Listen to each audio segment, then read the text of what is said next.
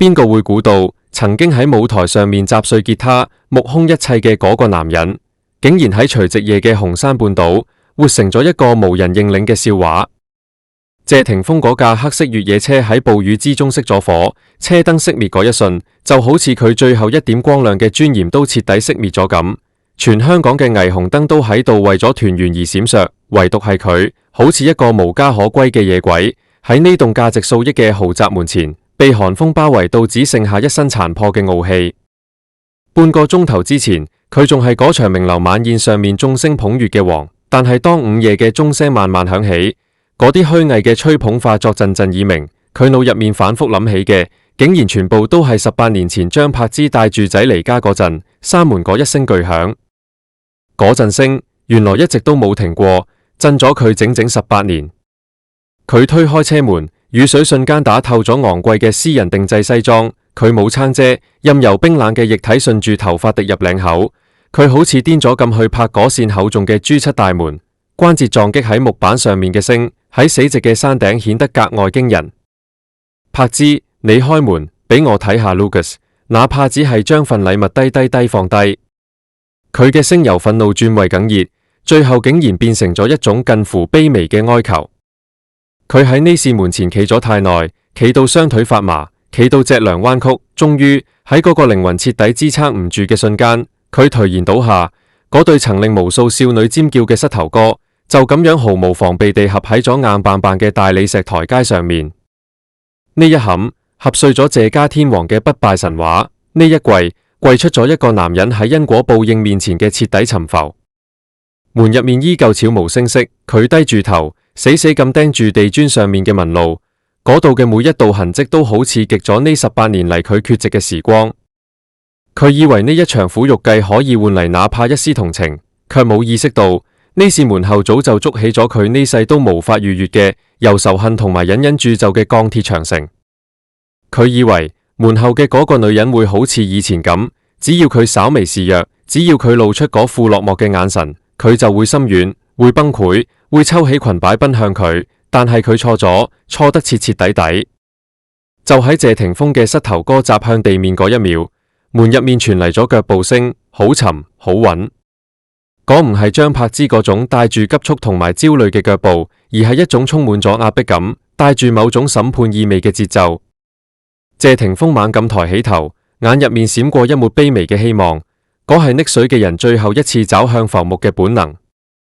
佢顫抖咁張開嘴，嗰個名已經去到喉嚨口，可係仲未等佢嗌出嚟，嗰扇厚重如城牆般嘅朱漆大門裂開咗一道縫，冇想象中溫暖嘅玄關燈光，只有一股積壓咗18年嘅寒氣，順住門縫傾瀉而出，將佢成個人凍喺原地。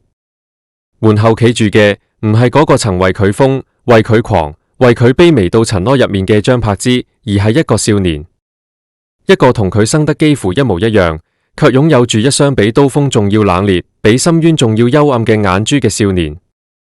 17歲嘅 Lucas 着住一件簡單嘅黑色衛衣，雙手插落袋，居高臨下咁俯視住呢個跪喺自家門前嘅名義上嘅老豆，嗰個眼神入面冇重逢嘅喜悅，甚至連一絲最起碼嘅憤怒都冇。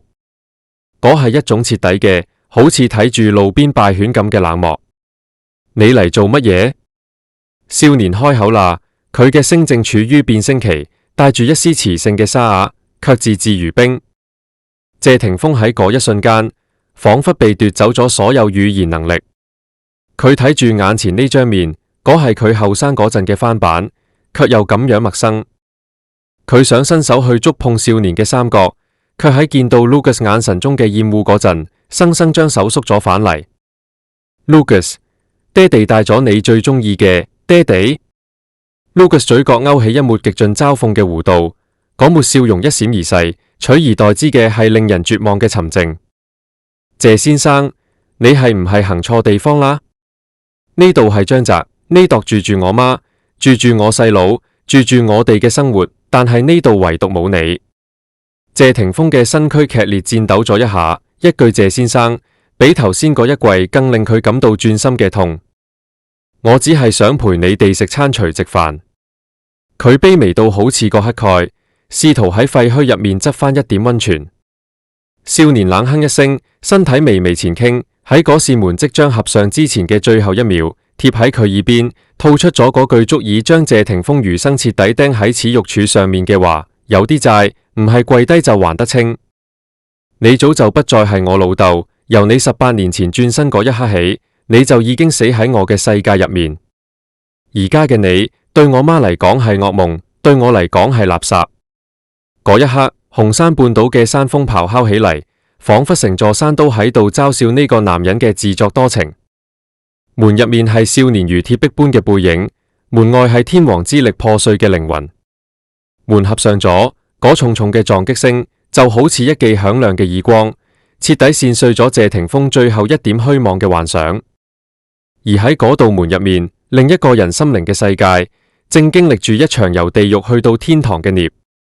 張柏芝就企喺玄關轉角嘅陰影入面，佢冇開燈。喺呢座極盡奢華嘅紅山半島豪宅入面，佢早就習慣咗同黑暗共處。喺嗰扇門合上嘅瞬間，佢全身嘅力氣仿佛被瞬間抽乾，順住冰冷嘅牆壁緩緩滑落，攤坐喺名貴嘅地毯上面。嗰係佢隱忍咗18年嘅眼淚。喺外界嘅鏡頭入面，佢係永不凋零嘅堅韌單親媽咪，係帶貨直播間入面笑得明豔動人嘅女強人，係可以喺各種綜藝入面自嘲往事嘅體面人。可係只有喺呢個冇人察覺嘅深夜，喺嗰扇隔絕咗嗰個男人嘅大門後，佢先至敢釋放內心嗰隻被囚禁咗6000幾個日夜嘅困獸。佢捂住嘴，唔俾自己發出喊聲，可係胸腔嘅劇烈起伏出賣咗佢內心嘅翻江倒海。18年啦，佢曾無數次幻想過呢個畫面，幻想過謝霆鋒會後悔，幻想過佢會好似電影入面嘅英雄咁浪子回頭，喺某個深夜敲開佢嘅門，對佢講一句對唔住。喺嗰啲為咗拉扯仔女而精疲力竭嘅深夜，喺嗰啲被媒體惡意揣測羞辱嘅時刻，呢啲虛無嘅幻想曾係佢唯一嘅麻藥。可係當呢一刻真係嚟到，當那個男人真係跪喺門外求饒嗰陣，張柏芝先至驚覺，嗰啲曾經以為刻骨銘心嘅愛同恨，竟然喺歲月嘅沖刷下變得咁滑稽。媽，唔好喊啦，佢唔配。一個溫暖而寬厚嘅懷抱圈住咗佢，係 Lucas。那個曾經蜷縮喺佢懷入面，喺機場面對閃光燈會驚到震嘅細路仔，唔知幾時已經長成咗可以為佢遮風擋雨嘅參天大樹。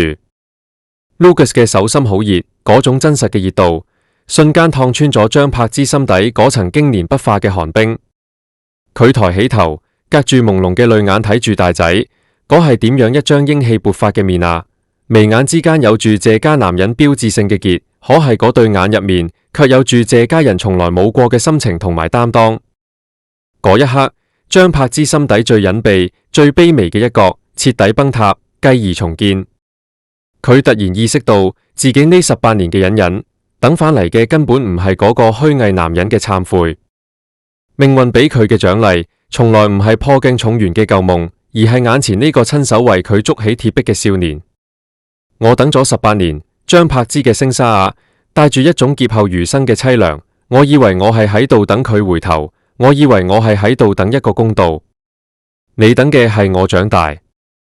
Lucas 打斷咗佢，口吻平靜到令人心驚。少年嘅眼神望向嗰扇緊閉嘅大門，仿佛可以穿透木板，見到跪喺出面嗰個狼狽嘅身影。佢嘅眼神入面冇報復嘅快感，只有一種洞悉人性嘅淡然。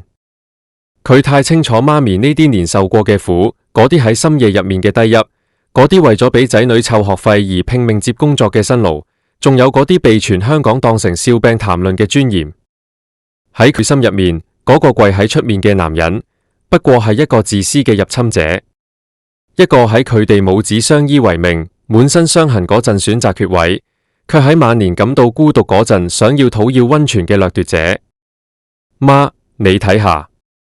Lucas 輕輕拍住媽咪嘅背，指住客廳入面正在擺放年夜飯餐具嘅細佬，冇咗佢，我哋都將日子過成咗家。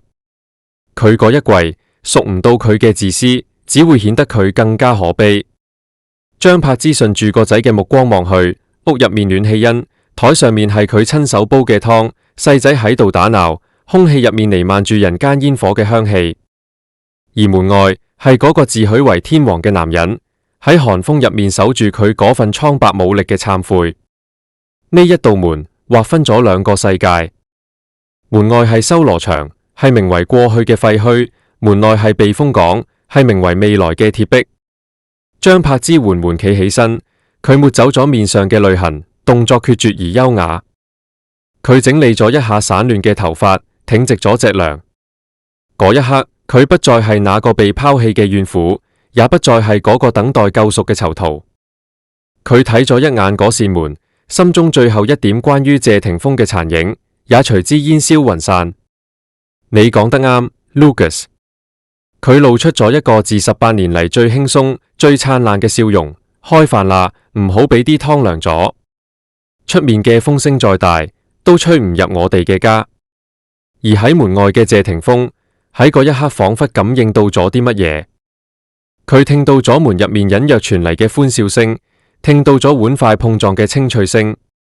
嗰係佢呢一世再都冇辦法踏入嘅禁地。佢跪喺嗰度，好似一尊被時間風化咗嘅石像，喺紅山半島嘅除夕夜入面，漸漸被黑暗吞沒。佢終於明白，佢失去嘅唔單止係一個女人，而係一個時代，一個佢曾經擁有，卻從來冇珍惜過嘅，被稱為家嘅奇蹟。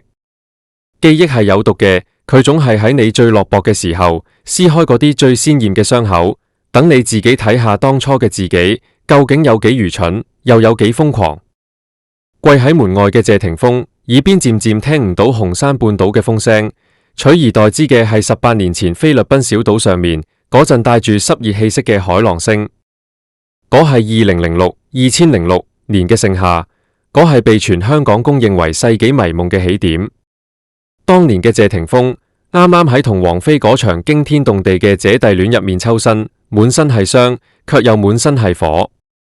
而當年嘅張柏芝正處於顏值嘅巔峰，係全香港男人心頭嘅朱砂痣，卻都係一個為了愛情可以隨時赴死、隨時沉淪嘅瘋子。嗰一年嘅陽光太烈，烈到令人睇唔清前路。謝霆鋒合埋眼，腦海入面全部都係嗰日喺菲律賓夕陽下嘅畫面。佢包落咗成個小島，喺落日嘅餘暉之中，忽然拎出一枚足以灼傷人眼嘅鑽戒，單膝跪地。嗰陣時嘅佢，下跪係為了宣誓主權，係為了喺呢個靚到唔似話嘅女人身上刻下屬於謝家嘅烙印。佢記得張柏芝當時嘅表情，嗰係佢呢世人見過最驚慌也最卑微嘅喜悅。佢顫抖住，喊到好似個整唔見咗全世界又突然揾返寶藏嘅細路女。佢甚至冇猶豫1秒鐘，就將自己嗰對曾經揮斥影壇嘅手交到咗呢個男人嘅掌心。我當時以為嗰啲就係救贖。謝霆鋒喺寒風中自嘲咁牽動咗一下嘴角。嗰係兩個破碎靈魂嘅飲子渴，一個想要尋找穩定嘅歸宿嚟報復過去嘅不安，一個想要用極致嘅佔有嚟填補內心嘅荒蕪。佢哋避開咗長輩，避開咗媒體，喺嗰個與世隔絕嘅孤島上面，完成咗一場近乎祭祀般嘅婚禮。可係嗰陣時嘅佢哋太年輕啦，年輕到根本唔知道命運贈送嘅禮物早就在暗中標好咗代價。呢場世紀婚禮由一開始就帶住某種不祥嘅詛咒，冇家人嘅祝福，只有閃光燈嘅瘋狂。返到香港嘅嗰一刻，佢哋面對嘅唔係新婚嘅甜蜜，而係長輩嘅震怒同埋滿城風雨嘅流言。如果嗰時我可以睇透佢嘅不安，如果嗰陣時佢可以收起佢嘅任性，謝霆鋒嘅指尖死死咁抓往地面，佢諗起新婚初期嘅紅山半島，嗰陣時呢度仲未有如今嘅肅殺，嗰陣時嘅張柏芝推掉咗一切片約，喺呢座豪宅入面學住煮飯，學住當一個洗盡鉛華嘅謝太。佢每日就喺呢扇門後等待住嗰個意氣風發嘅男人收工返屋企。可係嗰陣時嘅謝霆鋒喺度做緊乜嘢？佢喺名利場入面廝殺，佢喺虛擬嘅遊戲世界入面逃避，佢喺嗰啲名為事業嘅藉口之中，一次又一次咁無視咗嗰個女人眼底漸漸熄滅嘅光。佢總覺得時間仲長，佢總覺得呢個女人既然已經打上咗謝字嘅標籤，就永遠唔會離開。佢傲慢咁享受住佢嘅卑微，冷漠咁揮霍住佢嘅隱忍，直到嗰個震撼全港嘅照片門爆發。嗰一刻，謝霆鋒先至發現佢所謂嘅愛其實薄如蟬翼。當外界嘅羞辱鋪天蓋地而嚟嗰陣，佢內心嗰個傲慢嘅少年，第一反應竟然唔係心痛佢嘅破碎，而係憤怒於自己尊嚴受損。佢喺公眾面前扮演住寬容嘅丈夫，喺私底下卻成為咗最冷漠嘅陌生人。嗰段日子，呢座豪宅入面冇溫泉，只有死寂。張柏芝好似隻驚弓之鳥，喺呢個名為家實圍牢籠嘅地方，小心翼翼咁呼吸，試圖用一個又一個仔女嘅降生嚟挽回呢個男人日漸遠去嘅靈魂。可係愛情呢種嘢，最驚嘅就係計算。當謝霆鋒開始計算付出同埋回報，當佢開始覺得呢段婚姻係一種負累，嗰場迷夢就已經去到驚醒嘅邊緣。如今佢跪喺同樣嘅門前，回想起當年嘅誓言，每一句我愛你，而家聽落去都好似命運開嘅惡毒玩笑。佢以為自己係呢場戲嘅主角，可以隨時嗌停，可以隨時離場，也可以喺18年後揮一揮手就想重新入座。佢唔記得咗，張柏芝已經唔係嗰個喺菲律賓海灘上面，只要佢一招手就飛奔而嚟嘅卑微女仔啦。嗰係我哋親手建起嚟嘅廢墟啊！謝霆鋒痛苦咁低吼一聲，額頭抵喺冰冷嘅門板上面。佢終於意識到，當年嘅嗰場婚禮唔係幸福嘅起點，而係一場長達18年，將佢哋所有人捲入其中嘅華麗而慘烈嘅獻祭。佢跪喺呢度，其實係喺度祭奠嗰個早就死咗嘅，曾經以為可以掌控一切嘅自己。而門內嘅燈火通明，正在殘忍咁話俾佢聽，嗰個被佢毀掉嘅夢，已經喺人哋嘅手中仲塑成咗佢無辦法觸碰嘅神殿。呢一場名為武聖嘅豪賭，張柏芝用咗整整18年，先至喺白骨累累嘅廢墟上面開出一朵帶血嘅玫瑰。如果講謝霆鋒嘅18年係喺名利場同埋避風港之間反覆橫跳嘅輕盈，咁樣張柏芝嘅18年就係一場負重前行嘅徒步進軍。當謝霆鋒喺鏡頭前品嘗住世界各地嘅珍，打造住頂級大廚嘅高級人設嗰陣，張柏芝正陷喺紅山半島最泥濘嘅深淵入面。大眾只見到佢偶爾喺綜藝上面語出驚人，見到佢喺直播間入面拼命叫賣，卻冇人見到當嗰啲璀璨嘅聚光燈熄滅後，佢係點樣喺嗰座空蕩蕩嘅豪宅入面，面對3個性格迥異卻都帶住謝家基因嘅仔女，獨自對抗嗰啲如影隨形嘅謾罵同埋羞辱。佢係全香港最著名嘅癲女人，卻都係全香港最孤勇嘅戰士。嗰陣時嘅佢，每日開眼面對嘅唔係浪漫嘅晨曦，而係無數媒體惡意揣測嘅頭條。佢哋好似嗜血嘅鯊魚，盯住佢嘅一舉一動，等住睇佢崩潰，睇佢墮落，睇佢變成一個被名利場拋棄嘅棄婦。張柏芝，你輸咗。嗰啲聲喺風入面笑，可係佢冇輸。佢咬住牙，將嗰啲碎咗一地嘅尊嚴，一片一片執返起嚟，用自己嘅血肉磨平稜角，再嚴絲合縫咁貼喺仔女嘅面前。謝霆鋒唔喺度嘅日子入面，佢係老豆，都係媽咪。佢係嗰個喺暴雨之中背住發燒嘅仔衝向診所嘅瘋子，佢係嗰個為咗幫仔爭取名校名額喺校長室外面企咗成個下晝嘅卑微家長。佢係嗰個喺深夜入面一邊睇住存摺上面嘅數字發愁，一邊仲要在仔入屋之前抹乾眼淚，換上一副笑面嘅蹩腳演員。冇人知道一個女人要經歷多少次靈魂嘅粉碎，先至可以在廢墟上面築起一座堡壘。為了拉扯大呢幾個仔，佢放低咗影后嘅身段。嗰啲被同行嘲笑嘅爛片，佢接；嗰啲需要撕破臉皮大嗌嘅帶貨直播，佢做。外界笑佢食相難睇，笑佢江郎才盡，甚至笑佢大話連篇。可係邊個在乎呢？喺嗰個名為生存嘅修羅場入面，所謂嘅尊嚴不過係奢侈嘅廢紙。當佢睇住 Lucas 一日一日長高，睇住細仔慢慢學識講嘢，佢覺得嗰啲嘲諷都變成咗勳章。佢唔係喺度做戲，佢係喺度拼命。佢將所有嘅恨都轉化為咗一種近乎偏執嘅保護。佢唔俾謝家嘅嗰啲複雜恩怨沾染到仔女半分，佢試圖俾佢哋創造一個只有母愛嘅純淨世界，即便嗰個世界入面，老豆嘅角色永遠係一塊冰冷嘅空白。媽，嗰個男人點解唔返嚟？細個嗰陣嘅 Lucas 曾咁樣問過。張柏芝喺嗰一刻心如刀割，佢本可以好似無數怨婦咁控訴嗰個男人嘅薄情，控訴嗰個男人嘅自私，但係佢只係輕輕搖咗搖仔嘅頭，溫柔咁講，因為佢要去當英雄，而我哋要在呢度當彼此嘅守護神。呢啲就係張柏芝嘅隱忍。呢種隱忍唔係為咗等謝霆鋒回頭，而係為咗唔好俾仔女嘅心靈長出畸形嘅恨。佢獨自承擔咗所有嘅污名，將所有嘅陽光都留俾咗仔。18年6500幾個日夜，佢由嗰個喺頒獎禮上面意氣風發嘅影壇天后，變成咗一個喺街市斤斤計較，喺學校門口焦急張望嘅普通中年婦女。佢嘅眼角長出咗皺紋，佢嘅聲變得沙啞，佢嘅眼神不再有當年嘅靈動，卻多咗一種名為堅不可摧嘅厚重。佢將一個被全世界睇死嘅家守到滴水不漏。如今睇住門後嗰個挺拔如松、眼神如刃嘅 Lucas， 張柏芝終於明白呢啲年所有嘅委屈都值返晒。佢喺嗰場名為人生嘅賭局入面，將所有嘅籌碼都壓喺仔女身上，而今晚嗰扇緊閉嘅大門就係佢贏返所有籌碼嘅終點。謝霆鋒跪喺門外，佢以為自己面對嘅係一個狠心嘅前妻，佢錯咗，佢面對嘅係一個已經喺烈火之中孽重生，不再需要任何男人憐憫嘅巫師。佢呢啲年消失嘅美貌同埋才華，全部都化作咗仔骨子入面嘅硬氣同埋守衛。呢度邊度係乜嘢棄婦嘅復仇？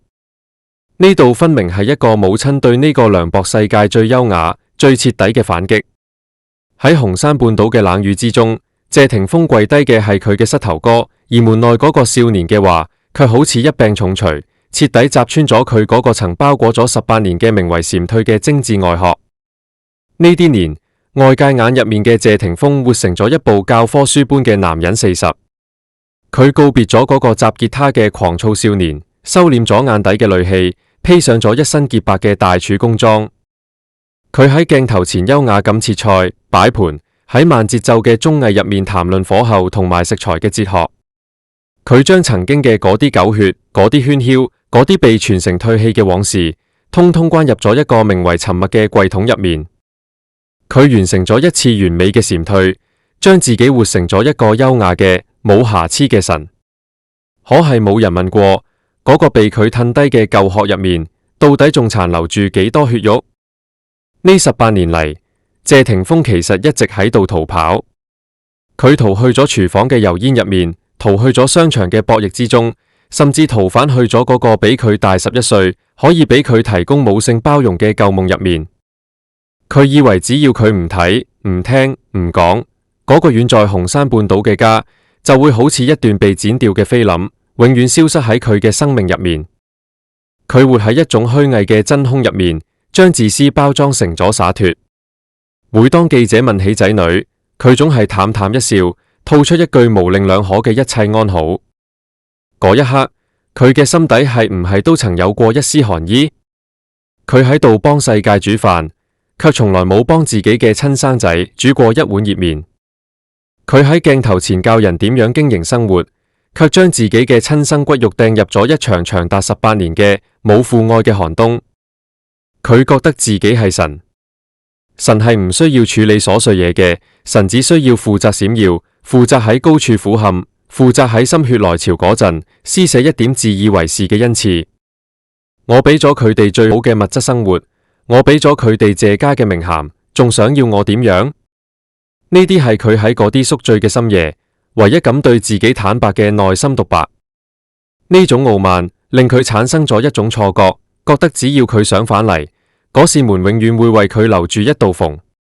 畢竟佢係謝霆鋒，佢係嗰個不可一世嘅天王，佢係呢個家族權利同埋財富嘅源頭。佢覺得自己嘅缺位係一種深沉，覺得自己嘅離去係一種成全。殊不知，所有嘅神最後都會死於人性嘅覺醒。喺王菲嘅溫柔鄉入面，佢揾返咗少年感，卻整唔見咗責任感。